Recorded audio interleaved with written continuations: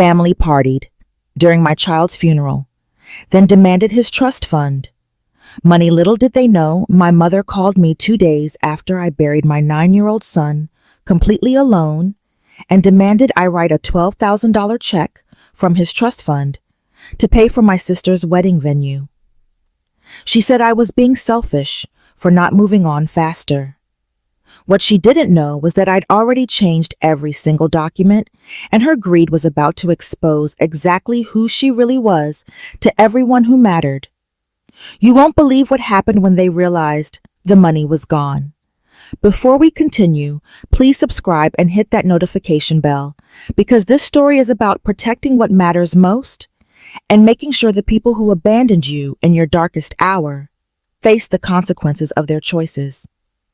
My name is Catherine Walsh, and I'm 35 years old. I live in Phoenix, Arizona, in a house that still has dinosaur posters on one bedroom wall and a stuffed triceratops sitting on an unmade bed. 2 days ago, I buried my son, Ethan. He was 9 years old.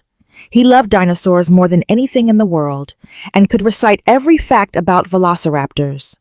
He fought leukemia for 3 years with more courage than most adults show in their entire lives.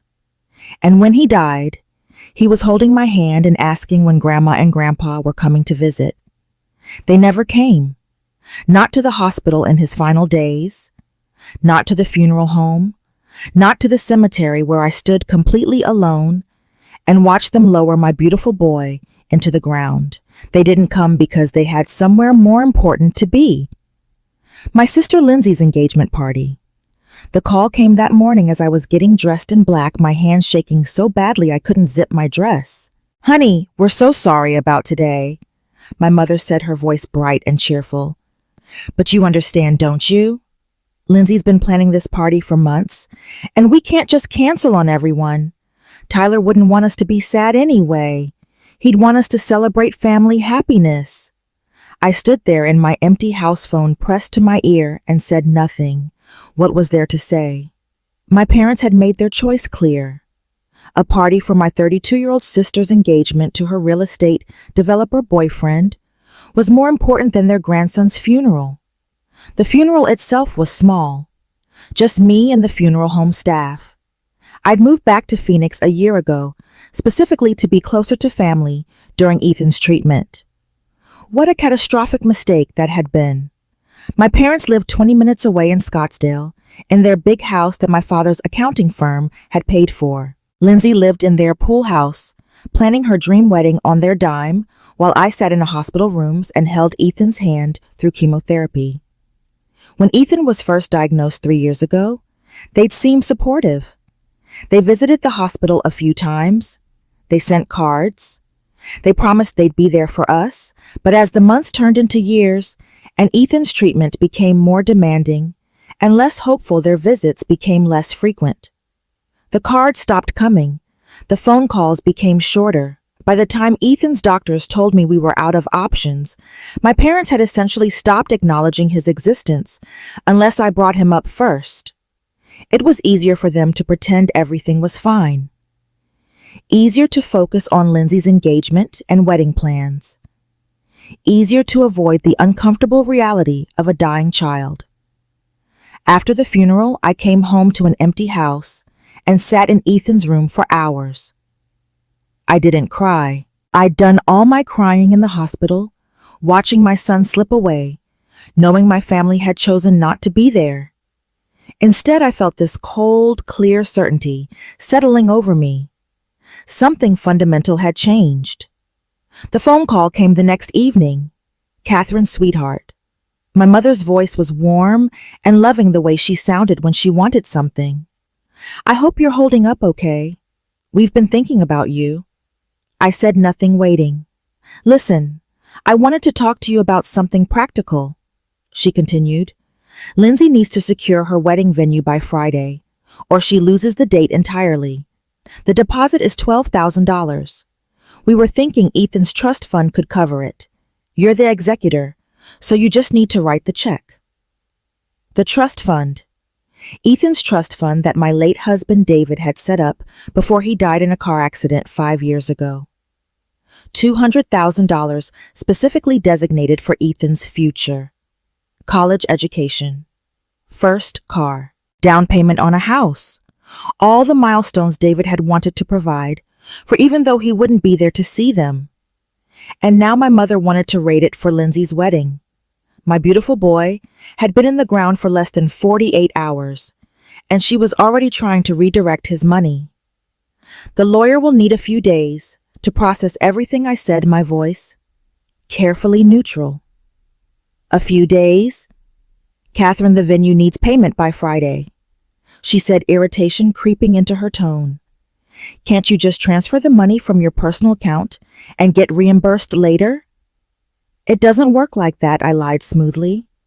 Trust funds have legal processes. I'll handle it. Fine, she said, clearly annoyed that I wasn't jumping to accommodate her. But please hurry. Lindsay is so stressed about this wedding, and we don't want to add to her burden. Of course not, I said. We wouldn't want Lindsay to be stressed. After I hung up, I sat in silence for a long time. Then I picked up the phone and called someone who actually mattered. Grace Martinez had been my best friend since college.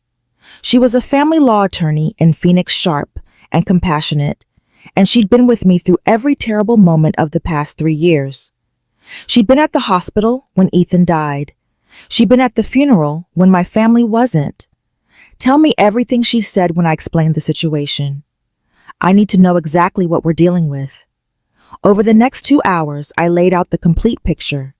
My parents' increasing absence during Ethan's illness, their choice to skip his funeral for an engagement party, my mother's demand for trust fund money, and most importantly, my decision about what happened next. Grace listened without interruption, and when I finished, she was quiet for a moment. You're absolutely sure about this, she asked. Completely sure, I confirmed. Then let's do it right, she said. I'll draft everything we need. What my mother didn't know, what none of them knew, was that I'd been the sole trustee of Ethan's trust fund since David died. I had complete legal authority over how that money was used. And 3 days before Ethan passed away, when I knew the end was close, and I was already seeing my family's true priorities, I'd made some changes. Working with Grace, I'd redirected the entire trust. Every penny of that $200,000 was now designated for the Phoenix Children's Hospital Pediatric Oncology Wing, the same wing where Ethan had spent so much time, the same doctors and nurses who had treated him with such care and compassion. They were getting the money David had set aside for his son because they'd actually been there for Ethan when his own grandparents hadn't. The donation was structured as a memorial fund in Ethan's name. It would help cover treatment costs for families who couldn't afford care. It would fund research into childhood leukemia. It would make sure other children got the chance Ethan didn't. But I didn't tell my mother any of this. Instead, I let her believe the money was still sitting there, waiting to be accessed. I let her make her plans and her demands. I let her reveal exactly who she was. Friday came and went. My mother called 6 times. I didn't answer. Saturday morning, she showed up at my house. I opened the door to find her standing there with Lindsay and my father, all 3 of them looking angry. We need to talk about this money situation, my mother said, pushing past me into the house. You've been ignoring my calls, and Lindsay has lost her venue deposit because you couldn't be bothered to handle a simple financial transaction. I closed the door slowly and turned to face them. Come in, I said. There's coffee in the kitchen. We sat around my dining table, the same table where Ethan used to do his homework, and build elaborate dinosaur dioramas. My mother wasted no time. Catherine, I don't know what's going on with you, but this behavior is unacceptable. She started.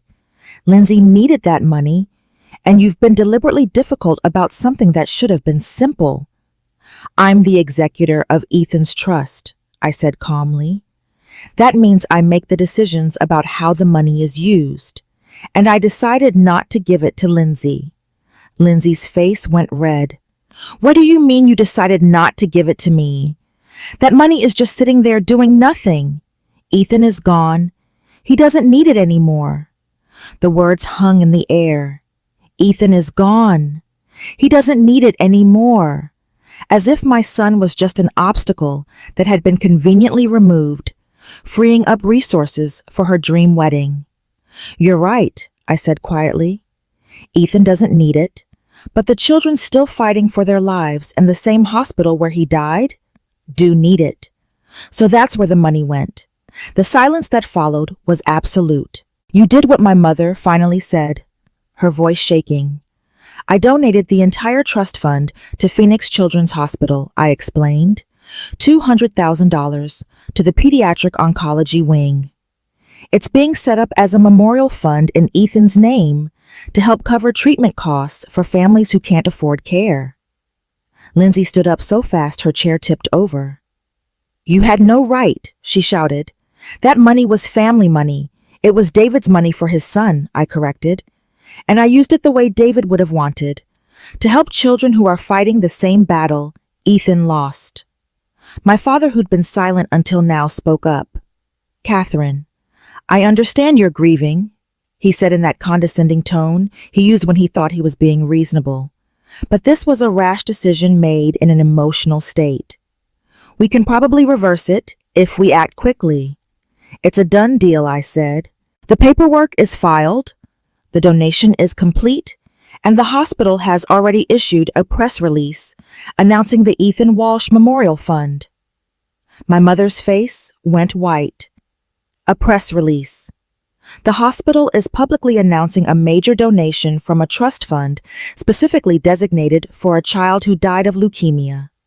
Grace's voice came from the doorway. She'd let herself in through the back door as we'd planned. A child whose family skipped his funeral to attend a party. I think you can imagine how that's going to look if anyone connects the dots. Grace, my mother said, her voice taking on a pleading tone. You're Catherine's friend. Surely you can see how unfair this is. I can see exactly how fair it is, Grace said, coldly. I was at Ethan's funeral, Sarah. Where were you? We had a prior commitment, my father said stiffly. A prior commitment, Grace repeated. You had a prior commitment that was more important than your grandson's funeral. It wasn't like that, Lindsay protested. We wanted to be there, but the engagement party had been planned for months, and we couldn't cancel on everyone. You could have postponed it by one day, I said. I begged you to postpone it. And you said no, we were in shock, my mother insisted. We were processing our own grief. You went shopping for bridesmaid dresses, I said quietly. I called you from the hospital at 3 p.m. the day Ethan died to tell you he was gone. You said you'd call me back because you were at the mall with Lindsay. That's not my father started, but I cut him off. It's exactly how it happened, I continued. And when I called back 3 hours later, crying and asking if you could come over, Mom said she had book club and would see me later in the week. The silence stretched between us. Grace stood beside me, her presence solid and unwavering. Your grandson died and you went to book club, I said, my voice steady despite the storm of emotions inside. You skipped his funeral for an engagement party. You never once asked how I was holding up after losing my child. You never offered to help with arrangements. You never even sent a card. But the moment you heard about a trust fund, you were on the phone demanding money for wedding venues. We're family, my mother said desperately. Family helps each other. Family shows up for each other, I corrected. Family sits with you in hospital rooms. Family stands beside you at funerals. Family doesn't abandon a dying child because his illness is inconvenient. Lindsay's tears turned to anger. Fine, she snapped. You want to punish us? You want to destroy my happiness because you're miserable. Well, congratulations, you won. Brad thinks I'm financially irresponsible now because I couldn't secure the venue. He's questioning whether I can be a good partner if I can't manage money properly. The wedding is probably off forever. I should have felt guilty. Part of me expected to feel sorry for the collateral damage to her relationship. Instead, I felt nothing but cold satisfaction. Maybe Brad is right to question your priorities, I said. Maybe he realized that someone who chooses party planning over family funerals isn't the partner he wants. Lindsay's face went white with rage. How dare you judge my relationship, she spat out, when you couldn't even keep Ethan's father alive. The words hit like a physical blow. Even Grace gasped. My father grabbed Lindsay's arm, but the damage was done. Lindsay, that's enough, he said, but his voice lacked conviction. I stared at my sister, this woman who had just blamed me for my husband's death in a car accident, and felt the last threads of our relationship disintegrate completely. Get out of my house, I said quietly. Catherine. She didn't mean it. My mother started. Get out now, I repeated, my voice harder, or I'm calling the police. Grace stepped beside me. You heard her, she said firmly. Leave. My father opened his mouth to argue, but something in my expression must have convinced him I was serious. He took my mother's arm and steered her toward the door. Lindsay followed, still crying, throwing one last desperate attempt over her shoulder. This isn't over, Catherine, she said.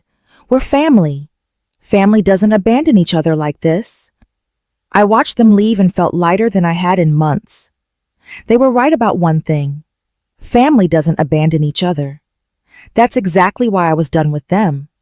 After they left, Grace poured us both wine, and we sat on my back porch, watching the sunset paint the sky in shades of orange and pink. Ethan's favorite colors. There's something else I need to tell you, Grace said after a while. Something about your family that you should know. I looked at her curious. They called me 2 months ago, she continued, right after Ethan's prognosis got worse. They wanted advice about the situation. My stomach tightened. What kind of advice? They were worried about how much time and money Ethan's care was taking, Grace said carefully. They asked if it might be better for everyone if you moved him to a long-term care facility, so you could focus on getting your life back together. The words took a moment to sink in. They wanted me to put Ethan in a facility, I said slowly, so I could get my life back together. Grace nodded. I told them absolutely not. I told them that what you needed was family support, not suggestions to institutionalize your dying child. They didn't like that answer. What did they say? They said I was being emotional and not thinking practically. Grace replied. They said someone needed to help you see reason because you were being selfish by keeping Ethan at home when professional care would be better for everyone. I felt a cold rage settling over me. They thought I was being selfish for taking care of my dying son at home where he wanted to be. Grace reached over and squeezed my hand. I didn't tell you at the time because you had enough to deal with, she said, but I wanted you to know now so you understand. Their behavior at the funeral and with the trust fund wasn't a momentary lapse in judgment. This is who they are. This is who they've always been. I sat with that truth for a long moment. Then I made a decision. I need you to draft something for me, I told Grace. I want to make sure they can never claim any connection to Ethan's memory or the memorial fund. I want legal documentation that they are not to be acknowledged as his grandparents in any hospital materials. I want their names nowhere near anything associated with my son. Grace nodded slowly. I can do that, she said, and I can do more, if you're ready. Over the next 2 weeks, Grace helped me put together a comprehensive legal strategy.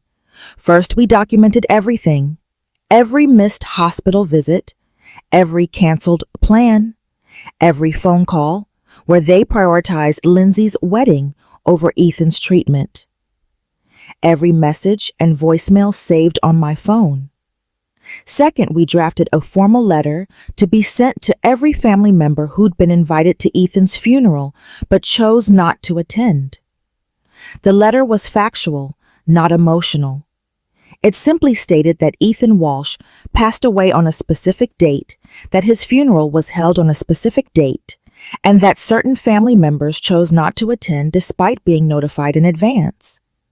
It included copies of the text messages where I'd informed them of his death and the funeral arrangements. It concluded with the announcement that the Ethan Walsh Memorial Fund had been established at Phoenix Children's Hospital with the full trust fund that his father had designated for his future. Third, we prepared a statement for the hospital to use when they officially announced the memorial want.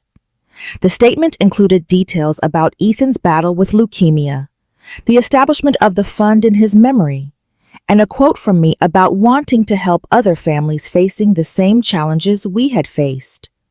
It did not mention my parents or sister by name, but anyone who knew our family would be able to connect the dots about who was absent. The hospital press release went out on a Thursday. By Friday morning, it had been picked up by local news outlets. By Friday afternoon, it was trending on social media in Phoenix. The story hit a nerve, a mother who lost her son to cancer and donated his entire trust fund to help other sick children. It was heartwarming and tragic, and exactly the kind of story that spread like wildfire. And then people started asking questions. Who was Ethan's family?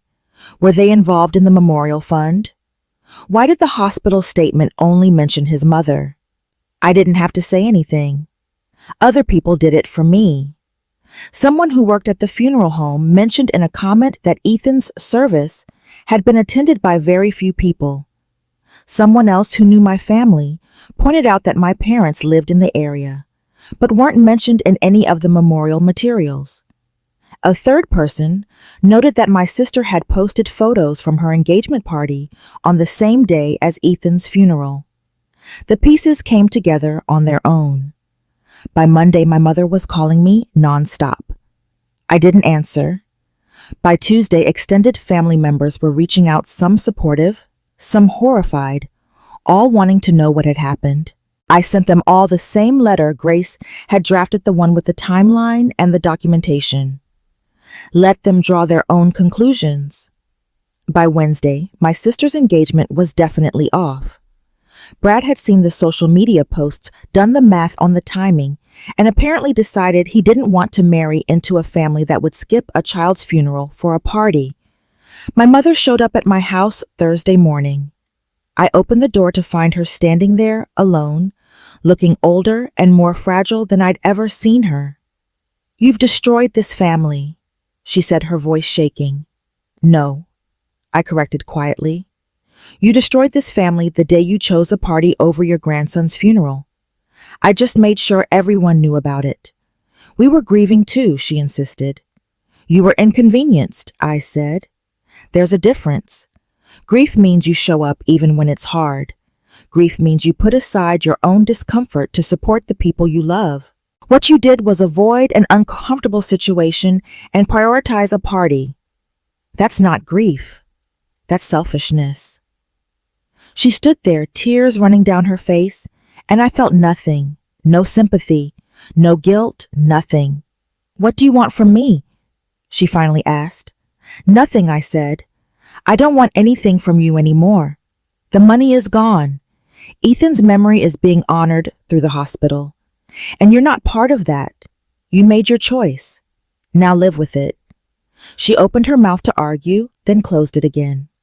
We stood there in silence for a long moment. "I'll never forgive you for this," she said finally. "Good," I replied. "That saves me the trouble of having to forgive you." After she left, I went back inside and sat in Ethan's room. I picked up his stuffed triceratops and held it close, breathing in the faint scent of him that still lingered on his things. "Did I do the right thing, buddy?" I whispered. I liked to think he would have been proud, that he would have loved knowing his trust fund was helping other kids like him, that he would have understood why I couldn't let his grandparents benefit from the money his father had set aside for him when they'd abandoned him in his final days. The weeks that followed were difficult in different ways. Extended family members took sides. Some supported me completely once they understood the full situation. Others thought I was being vindictive and that family should forgive family. I didn't care about their opinions. The people who mattered, the ones who'd actually been there during Ethan's illness, they understood. 3 months after Ethan's death, the hospital held a dedication ceremony for the memorial fund. It was small and intimate, held in the oncology wing playroom that Ethan had loved. The doctors and nurses who'd cared for him were there. The families of other children currently in treatment were there. Grace was there. My parents were not invited. The hospital administrator gave a short speech about Ethan's courage and the impact the memorial fund would have.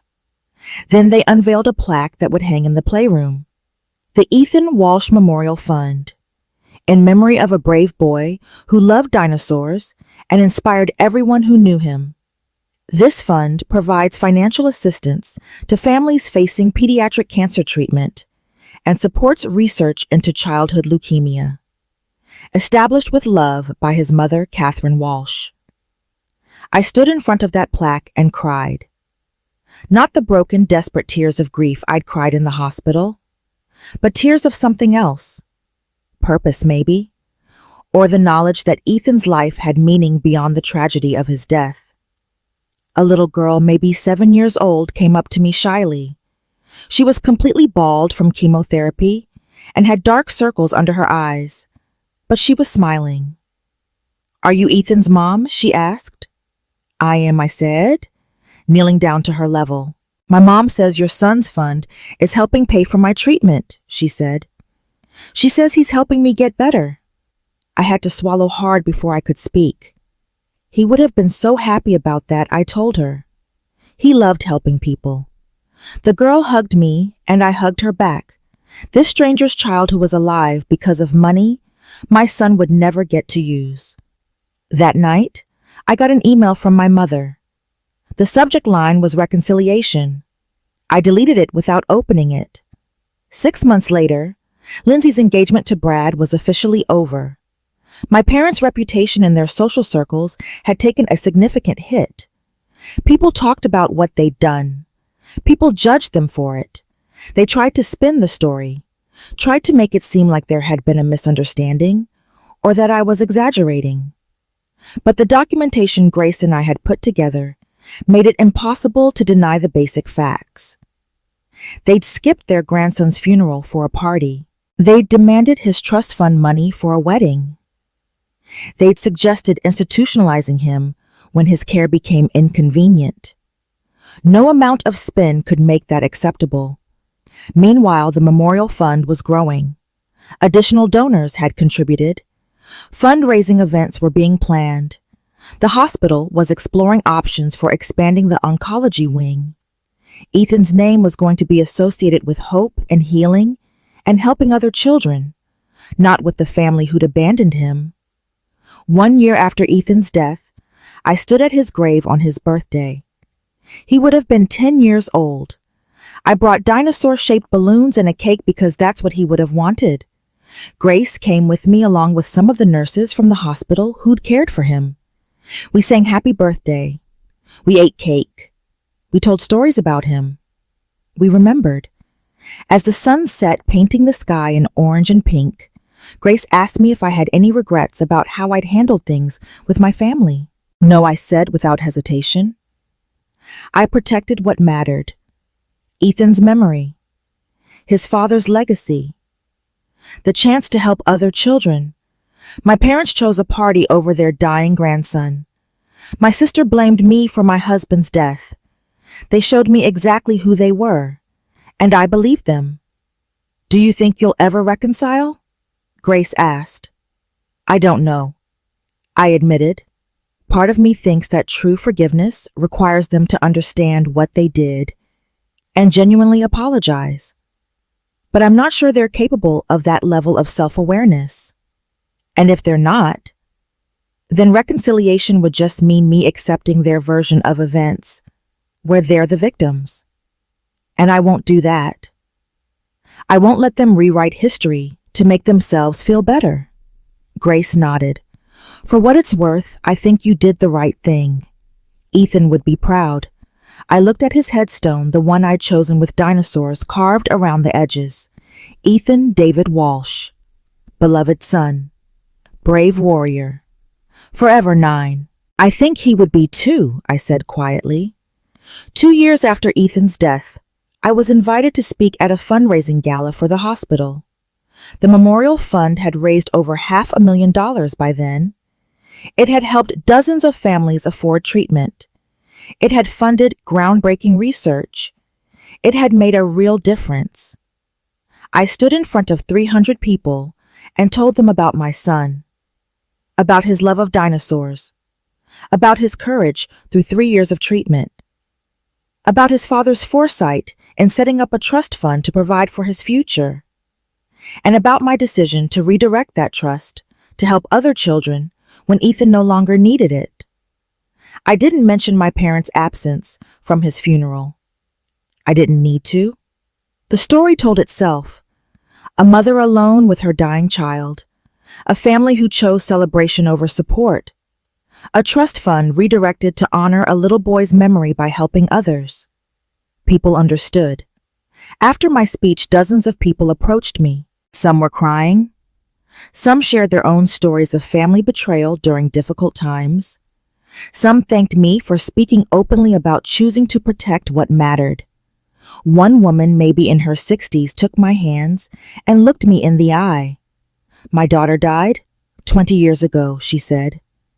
My family told me to move on, to have another baby, to stop dwelling on the past. They didn't understand that you never move on from losing a child. You just learn to carry it differently. What you've done with Ethan's trust, turning that loss into something that helps others, that's how you carry it with purpose. Thank you for showing other mothers that it's okay to protect our children's memories, even from family. I hugged her, this stranger who understood in a way my own mother never had. The memorial fund continued to grow. 3 years after Ethan's death, the hospital announced plans for a new pediatric oncology research center, the Ethan Walsh Center for Childhood Cancer Research. It would be a state-of-the-art facility dedicated to finding better treatments and hopefully one day a cure. Ethan's name would be on a building. His legacy would be saving lives. His father's money would be used exactly as David would have wanted to protect children. I received an invitation to the groundbreaking ceremony, and attached to it was a note from the hospital administrator. We'd like to extend an invitation to Ethan's extended family as well.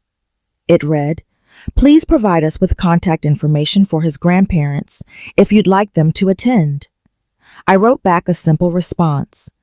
Ethan's extended family were the doctors, nurses, and staff who cared for him during his treatment. They are the ones who should be honored at this ceremony.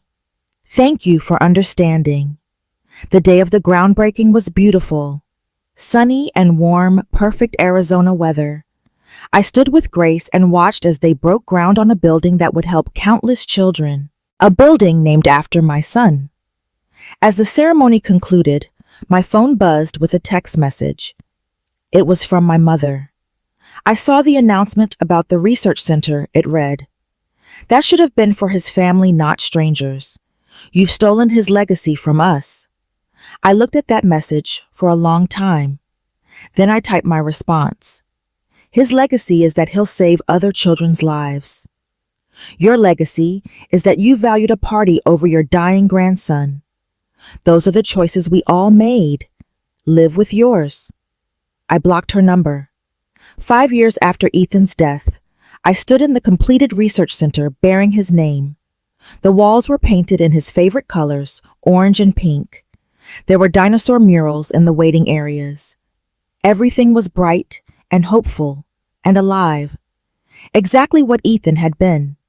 Research funded by his memorial had led to 3 promising new treatment protocols. The center was attracting top oncologists from around the country. Children were getting care that hadn't existed when Ethan was sick. Lives were being saved, and every single person who walked through those doors would see his name and know that a brave little boy who loved dinosaurs had made this possible. That was revenge, not petty or vindictive, not about punishing the people who'd hurt me, but about building something so meaningful, so lasting, so undeniably important, that their selfishness became irrelevant by comparison. They'd chosen a party over a funeral.